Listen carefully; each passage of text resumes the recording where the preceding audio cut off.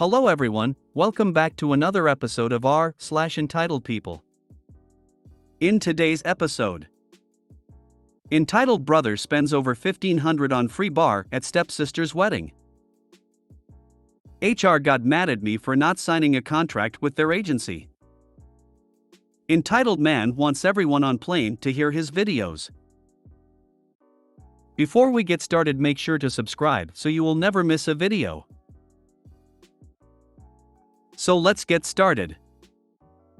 Entitled brother spends over $1,500 on free bar at stepsister's wedding.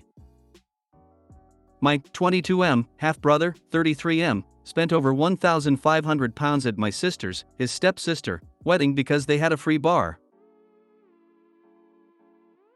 For context, he has always been abusive towards both of us, and neither her or her spouse wanted him there, but my mom threw up a fuss.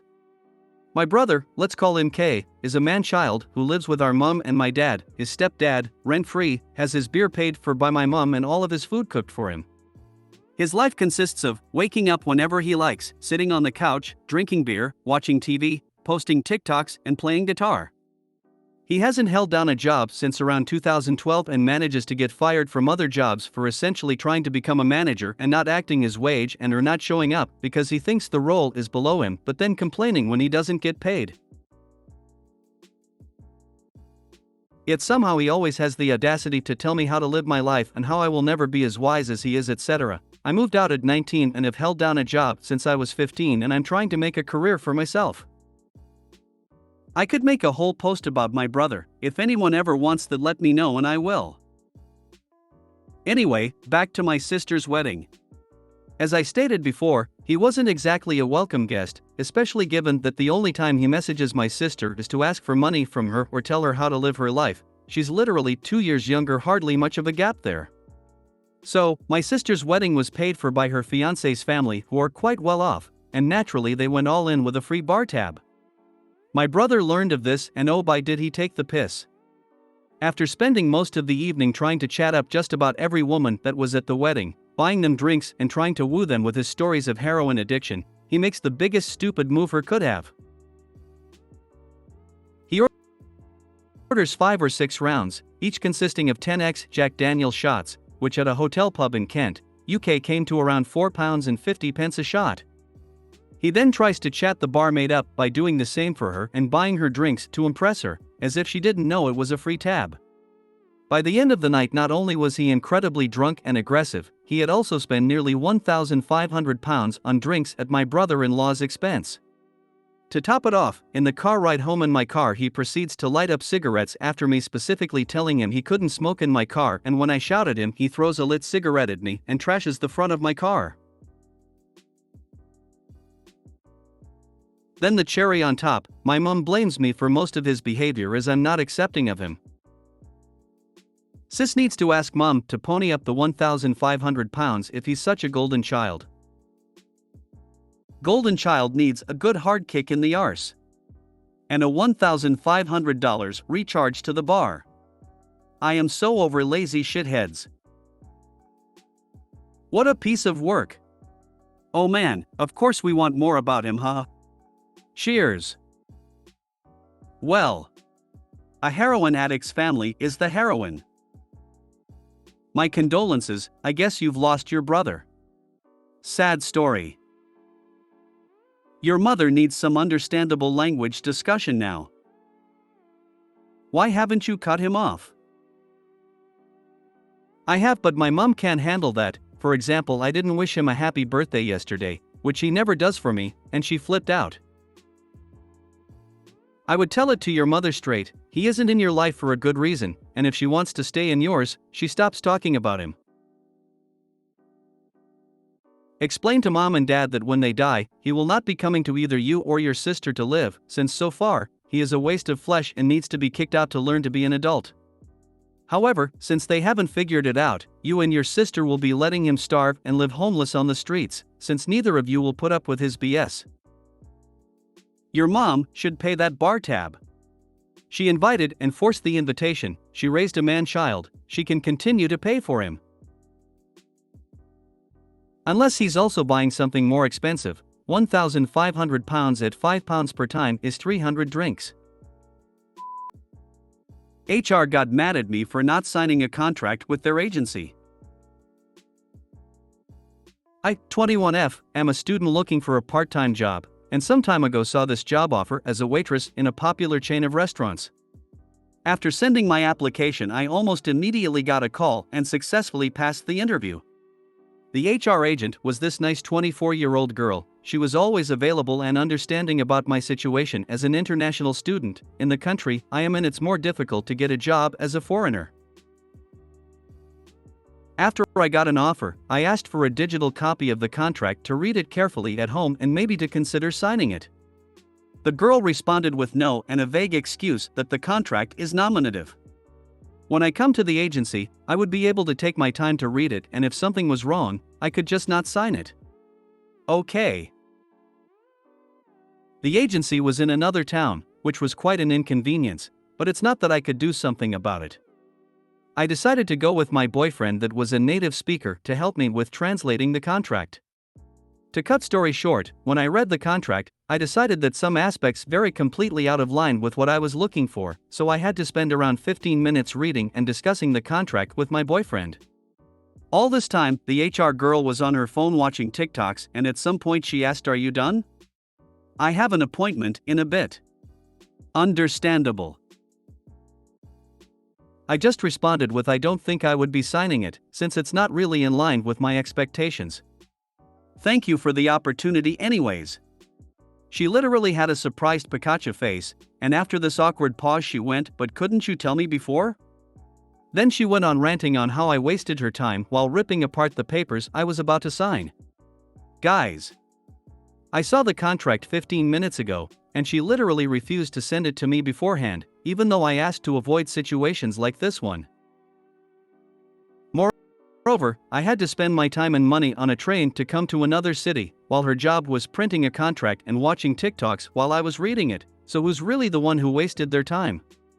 I honestly was so shocked that I didn't even know what to tell her. That was definitely an interesting experience, and according to my boyfriend, I dodged a missile. First red card was they were not prepared to send you a copy of the contract. Nice to know part of HR is watching TikToks. True. I thought that was a bit sus in the moment, but now I realize how much of an actual red flag it was. You dodged a bullet. Yeah, I guess so. Can't imagine dealing with such an attitude every time I'm sick or need days off. What did the recruiter think would happen when you saw the contract? That you would sign it without reading it? That there was no way you could have a problem with it?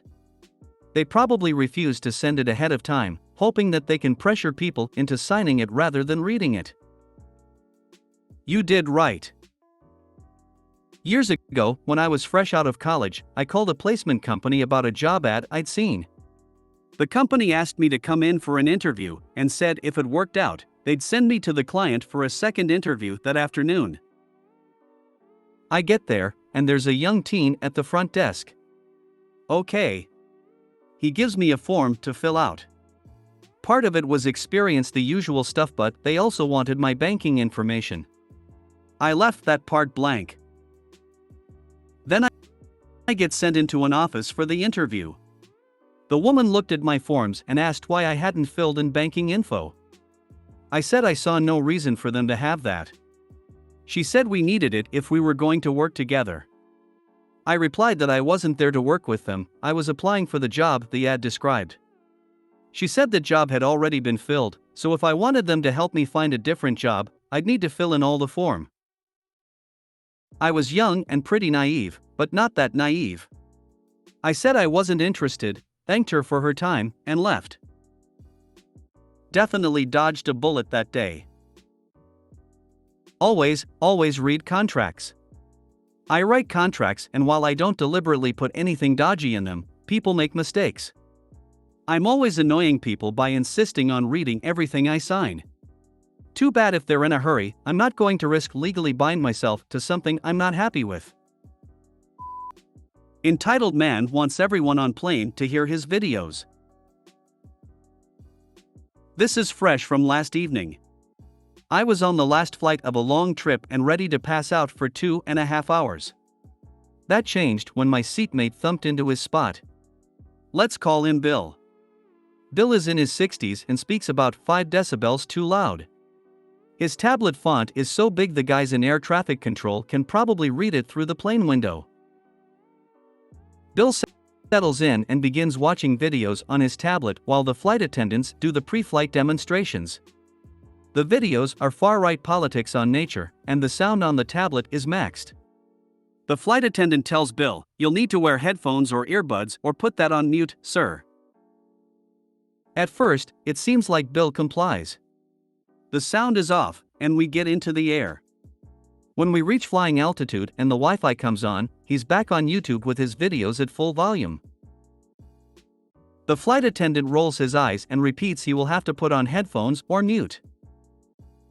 Bill sits up straight and exudes obstinate entitlement. "I can't wear headphones. They hurt my ears, and I'm not missing the debates." "You will have to mute it and put captions on so you don't disturb the other passengers." With a smug smirk, Bull says it's his right to watch the debates, and this is the only way he can. If anyone else hears, they should be listening as voters and learning. The flight attendant gives Bill a long look and returns to the front of the plane. 2 minutes later, an announcement was made that due to electronic issues, the Wi-Fi won't be available on this flight. Bill huffed and puffed about this and complained bitterly to his wife.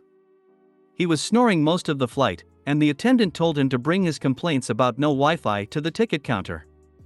2 policemen were hanging out there as I passed. I hope they were there to educate Bill on in-flight rules and the consequences of not following them.